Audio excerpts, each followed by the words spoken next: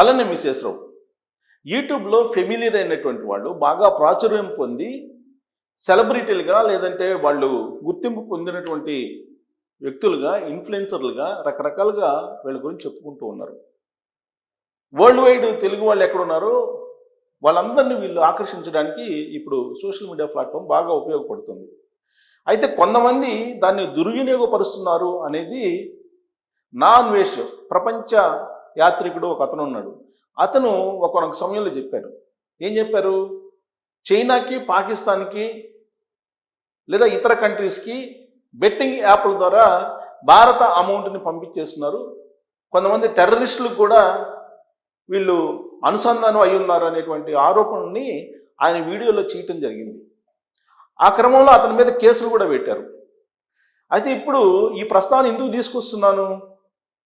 Social మీడియాలో ఈ మన్నే నందన alias Nandini, అలాగే జాగర్లమూడి మధుకర్, వీళ్ళు లండన్లో ఉండేటువంటి ఒక పాకిస్తానీ నిర్వహించేటువంటి కన్సల్టెన్సీ తోటి లేదా ఏజెన్సీ తోటి సంబంధాలు కలిగి ఉన్నారు అనేది సోషల్ మీడియాలో ఇప్పుడు బయటకు వస్తున్నటువంటి అంశం. మరి అది నిజమా అబద్ధమా అనేది ఇన్వెస్టిగేషన్ ఏజెన్సీస్లు చెప్పాలి. ఎందుకంటే ఇలాంటివన్నీ కూడా కొంత సీరియస్గా ఉండేటువంటి ఇష్యూస్. అయితే సోషల్ మీడియాలో వస్తున్న దాని ప్రకారం పాకిస్తానీ తోటి స్నేహం చేసి మధుకర్ అతని ఏజెన్సీ ద్వారా, అతని కన్సల్టెన్సీ ద్వారానే నకిలీ సర్టిఫికేట్ ఆఫ్ స్పాన్సర్షిప్ పత్రాలని పంపించారు అనేది వస్తున్నటువంటి ఒక ఆరోపణ. మరి ఆ పాకిస్తాన్కి సంబంధించిన అతను ఎప్పటి నుంచో లండన్లో కన్సల్టెన్సీ నడుపుతున్నాడు. అతను జెన్యూన్ పర్సను. కానీ ఆ బిజినెస్ని బాగా డెవలప్ చేసుకునేదానికి తాను ఐడియాస్ ఇస్తానని చెప్పి మధుకర్ అతనితోటి స్నేహం చేశాడు. ఆ స్నేహం కారణంగానే ఆ కన్సల్టెన్సీని ఇతనికి అప్పచెప్పాడు. నిర్వహణ లాగిన్స్ కూడా ఇతనికే ఇచ్చారు. ఆ లాగిన్స్ ఇతను తీసుకున్న తర్వాత ఆ కన్సల్టెన్సీ ద్వారా జారీ చేసినటువంటి పత్రాలే నకిలీవి అని చెప్పి మరొక అంశం కూడా వస్తూ ఉంది. పైగా ఇతని మాటల్ని ఫస్ట్ పాకిస్తాన్కి సంబంధించిన అతను నమ్మలేదు. ఇతను ఏ విధంగా స్పాన్సర్షిప్ ఇచ్చి తీసుకొస్తారు, ఏ విధంగా వీసాలు ఇచ్చి ఇతర దేశాల నుంచి లండన్కి తీసుకొస్తారు అనేది నమ్మలేక వాళ్ళ కుటుంబంలో ఉండేటువంటి ఒక 10 మంది పేర్లు ఇచ్చి వీళ్ళనికి వీసాలు జారీ చేసి వీళ్ళని తీసుకురండి పాకిస్తాన్ నుంచి లండన్కి, అప్పుడు నమ్ముతానని చెప్పినప్పుడు ఇతను వాళ్ళ బంధువులకి కొన్ని వీసాలని జారీ చేసేసి ఆ వీసాల ద్వారా లండన్కి తీసుకొచ్చినటువంటి క్రమంలో అతను ఈ మధుకర్ని పూర్తిగా నమ్మాడు. నమ్మిన తర్వాత ఆయన నిర్వహిస్తున్నటువంటి కన్సల్టెన్సీ లేదంటే ఏజెన్సీకి సంబంధించినటువంటి లాగిన్స్ మొత్తం ఇతనికి ఇచ్చాడు. ఆ ఫ్రెండ్షిప్ అలా కొనసాగుతున్నటువంటి క్రమంలోనే ఇప్పుడు ఈ ఇష్యూ బయటపడింది అనేది ఇప్పుడు సోషల్ మీడియాలో వినిపిస్తున్నటువంటి కొత్త కోణం. యాక్చువల్గా ఇప్పుడు కేసు నమోదైంది. ఇబ్రహీంపట్నంలో కేసు నమోదైంది. A1గా జాగర్లమూడి మధుకర్ ఉన్నారు. A2గా నందన అనేవాడు, ఈమె నందూస్ వరల్డ్ నడుపుతున్నటువంటి ఈవిడ. వీళ్ళ మామగారు అంటే జాగర్లమూడి మధుకర్ తండ్రి మోహన్ రావు A3గా ఉన్నారు. A1, A2, A3 నమోదు చేసి కేసు కూడా ఉంది. ఇప్పుడు ఈ కేసు ఇన్వెస్టిగేషన్ జరుగుతుంది. ఎందుకు జరుగుతుంది? ఆల్రెడీ అక్కడ ఉండేటువంటి బాధితుడు శివకాంతి కుమార్ అనే అతను కంప్లైంట్ చేశాడు.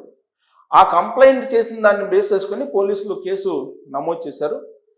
ఆ కేసుని నవంబర్లో రిజిస్టర్ చేస్తే ఇప్పటి వరకు యాక్షన్ తీసుకోలేదనేది ఇంకొకటి పోలీసుల మీద వినిపిస్తుంది. అయితే ఈ కేసుని కొట్టేయమని చెప్పి క్వాష్ పిటిషన్ హైకోర్టులో వేశారు లేటెస్ట్గా. హైకోర్టు పరిశీలనలో ఇప్పుడు ఉంది. హైకోర్టు కనుక క్వాష్ చేస్తే కనుక ఈ కేసు ఉండేటువంటి అవకాశం లేదు.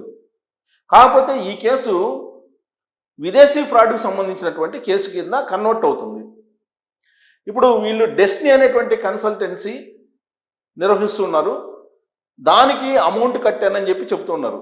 ఆ శివక్రాంతి అనే అతను లండన్లో అతను ఉన్నాడు. అతను వీసా రెన్యువల్ చేయించుకోవాలి. రెన్యువల్ చేయించేదానికి వీళ్ళ కన్సల్టెన్సీని అప్రోచ్ అయ్యాడు. అతను రెన్యువల్ చేయించడంతో పాటు ఆయన భార్యకి వీసా ఇప్పించేది కూడా ఈ కన్సల్టెన్సీకి అప్పచెప్పారు. దానికోసం కొన్ని అకౌంట్ నెంబర్లని వీళ్ళు సూచిస్తే ఆ అకౌంట్ నెంబర్లకి ఆ శివక్రాంతి అనే అతను అమౌంట్ ట్రాన్స్ఫర్ చేశారు. ఇదంతా కూడా ఈ జాగర్లమూడి మధుకర్ తండ్రి మోహన్ రావు గారికి తెలుసు అనేది ఆయన చేస్తున్నటువంటి ఆరోపణ. బాధితుడు, వీళ్ళు నిందితులు. Accused number 1, accused number 2, accused number 3. Accused number 3 ఇప్పుడు ఆల్రెడీ గుంటూరులో ఉన్నారు. గుంటూరు వాసులు వీళ్ళు ముగ్గురు కూడా గుంటూరులో ఉన్నారు. ఆయన పోలీసులు విచారిస్తూ ఉన్నారు కూడా. దాదాపు 15 నుంచి 20 లక్షల రూపాయలు వసూలు చేశారు అని చెప్పి ఆయన పెట్టినటువంటి కేసు. ఈ కేసు గురించి ఎప్పుడైతే సోషల్ మీడియాలో వచ్చిందో అనేక మంది మేము మోసపోయాము, నందూస్ వరల్డ్ పేరుతోటి వీళ్ళని నమ్మాము, వీళ్ళు చాలా కాలంగా లండన్లో ఉంటున్నారు, వీళ్ళని నమ్మి మేము కూడా డబ్బులు కట్టాము, వీసాలు ఇస్తా ఉన్నారు, సర్టిఫికేట్ ఆఫ్ స్పాన్సర్షిప్ పత్రాలు పంపిస్తున్నారు, బట్ అవేమో నకిలీ పత్రాలు అని చెప్పి ఆరోపణ చేసేటువంటి వాళ్ళు సంఖ్య ఇప్పుడు పెరిగింది. ఇప్పుడు శివక్రాంతి చెప్తున్న దాని ప్రకారం వాళ్ళు పంపించినటువంటి పత్రాలు నకిలీవి.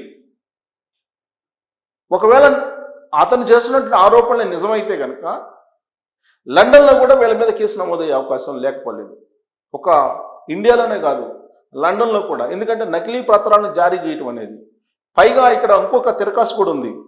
ఇప్పుడు వీళ్ళు జారీ చేసినటువంటి ఈ నకిలీ పత్రాలు పాకిస్తాన్కు సంబంధించినటువంటి అతని కన్సల్టెన్సీ, అతని ఏజెన్సీ ద్వారా పంపించారనేది కూడా ఇంకొకటి ఇప్పుడు వినిపిస్తూ ఉంది. అదే జరిగితే కనుక ఆ పాకిస్తానీ ఇతని మీద కేసు పెట్టే అవకాశం లేకపోలేదు. ఆ కన్సల్టెన్సీలో వీళ్ళిద్దరి మధ్య స్నేహం పూర్వకంగా ఇప్పటివరకు బిజినెస్ నడిచింది. కొన్ని కోట్ల రూపాయలు సంపాదించేశారు, లగ్జరీ లైఫ్ గడుపుతూ ఉన్నారు. ఆ లైఫ్కి సంబంధించినటువంటి వీడియోస్ని పోస్ట్ చేస్తూ సెలబ్రిటీలుగా, ఇన్ఫ్లుయెన్సర్లుగా వీళ్ళందరికీ పరిచయం అయ్యారు. ప్రత్యేకించి గుంటూరు, విజయవాడ, హైదరాబాద్ ఈ 3 సిటీలని కాన్సన్ట్రేషన్ చేసుకొని చాలామంది దగ్గర వీళ్ళు అమౌంట్ వసూలు చేశారనేది వీళ్ళ మీద వస్తున్నటువంటి తీవ్రమైనటువంటి ఆరోపణలు. మరి ఇవి నిజమా కాదా అనేది పోలీసులు నిర్ధారించాలి ఇక్కడ. కానీ అక్కడ కనుక కన్సల్టెన్సీ ఇప్పుడు ఎవరైతే పాకిస్తాన్కి సంబంధించినటువంటి అతను ఉన్నాడో, ఈ పాకిస్తానీ ఇతను మధుకర్ ఇద్దరు కలిసి కనుక ఇవి నిర్వహిస్తూ ఉంటే ఆ పాకిస్తానీ అతను కేసు పెట్టే అవకాశం ఉంది. ఆల్రెడీ ఇప్పటికే అతనికి మధుకర్కి మధ్య గ్యాప్ వచ్చింది అనేది కూడా సోషల్ మీడియాలో వస్తున్నటువంటి న్యూస్. బట్ వీటన్నిటినీ ఖండిస్తూ ఉంది నందిని. నందూస్ వరల్డ్ తరఫు నుంచి నందిని ఖండిస్తూ ఉంది. ఒక వీడియోలో కూడా పెట్టారు, ఇవన్నీ కూడా ఫేక్ ఆరోపణలు, వీటిలో ఏది నిజం లేదు. కొంతమంది గిట్టనటువంటి వాళ్ళు తమ మీద బురద చల్లుతున్నారు, తమకుండేటువంటి గుడ్ విల్ని తగ్గించేటువంటి ప్రయత్నం చేస్తున్నారు అనేది ఆవిడ వీడియోల రూపంలో పంపిస్తున్నటువంటి సమాచారం. వీళ్ళు నందూస్ వరల్డ్ అని చెప్పి పేరుతోటి వీడియోలు పెడుతూ సోషల్ మీడియాలో అనేక ప్లాట్ఫామ్ మీద, ఇన్స్టాగ్రామ్లో కానీ, టెలిగ్రామ్లో కానీ, యూట్యూబ్లో కానీ, ట్విట్టర్లో కానీ ఇలా రకరకాలుగా ఫేమస్ అయిపోయారు. వీళ్ళే ఒక ఇన్ఫ్లుయెన్సర్లుగా అయిపోయారు. ఒక మామూలు కుటుంబం నుంచి వీళ్ళు వాళ్ళ కోటీశ్వరులు అయిపోయారు, మిలినీర్లు అయిపోయారని చెప్పి లండన్లో ఉండేటువంటి వాళ్ళు సోషల్ మీడియాలో పెడుతున్నటువంటి పోస్టులు. దాదాపు 15-20 సంవత్సరాలుగా వీళ్ళు అంచెలంచెలుగా ఎదుగుతూ వచ్చారు. ఒక టాప్ పొజిషన్కి చేరారు. దాదాపు 6 కంపెనీలని నిర్వహిస్తున్నట్టు తెలుస్తూ ఉంది. ఈ 6 కంపెనీల ద్వారా వీళ్ళు వర్క్ వీసాల్ని ఇష్యూ చేయటం, లేదంటే స్పాన్సర్షిప్ ఇవ్వడం, వీసాలు క్లియరెన్స్ చేయటం, ఇవన్నీ చేస్తున్నారు అనేది వినిపిస్తుంది. ప్రత్యేకించి సేవారంగం, సాఫ్ట్వేర్కి సంబంధించి, అలాగే నర్సులకు సంబంధించి ఇవన్నీ టేకప్ చేస్తున్నారు అనేది వీళ్ళు చేస్తున్న కార్యకలాపం మీద వస్తున్నటువంటి సమాచారం సోషల్ మీడియా ద్వారా. అఫీషియల్గా అయితే కాదు. బట్ అఫీషియల్గా ఏంటంటే నందిని పెడుతున్నటువంటి వీడియోలను బట్టి చూస్తే కనుక ఇవన్నీ ఫేక్ అని చెప్పి అనుకోవాలి. కానీ నందూస్ వరల్డ్ పేరుతోటి యూట్యూబ్లో ఫెమిలియర్గా మారిపోయారు. వీళ్ళకి ఇప్పటికి కూడా ఇంత వ్యవహారం బయటకు వచ్చిన తర్వాత కూడా సపోర్ట్ చేసేటువంటి వాళ్ళు ఉన్నారు ఇప్పటికి కూడా. అసలు వీళ్ళు నిజంగానే చీట్ చేశారా? చీట్ చేసేటువంటి వాళ్ళైతే వాళ్ళు సోషల్ మీడియా ద్వారా అందరికీ శుద్ధులు చెప్తూ ఉంటారు. మరి ఇంత మోసం చేస్తారా? నమ్మించి మోసం చేశారా? లేదు మోసం చేసేటువంటి వాళ్ళు కాదని అనేవాళ్ళు కూడా కొంతమంది ఉన్నారు. ఇప్పటికీ కూడా వాళ్ళని సపోర్ట్ చేస్తున్నటువంటి వాళ్ళు ఉన్నారు. కారణం ఏంటంటే వీళ్ళు తప్పు చేసి ఉండరు అనేటువంటి భావం ఉంది. వీళ్ళు తప్పు చేశారా లేదా అనేది తేల్చాల్సింది ఎవరు? ఇన్వెస్టిగేషన్ ఏజెన్సీలు తేల్చాలి. ఇప్పుడు వీళ్ళ మీద లుకౌట్ నోటీసులు అయితే ఇష్యూ అయ్యాయి. అలాగే మోహన్ రావు ఇప్పుడు వీళ్ళ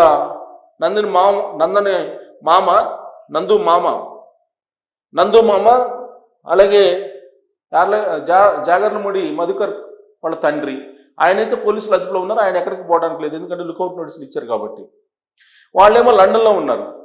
బట్ లండన్లో ఉన్నంత వరకు వాళ్ళు సేఫ్, వాళ్ళని టచ్ చేయడానికి కూడా బహుశా ఇప్పట్లో సాధ్యపడదు. లండన్లో ఉన్నంత వరకు సేఫ్.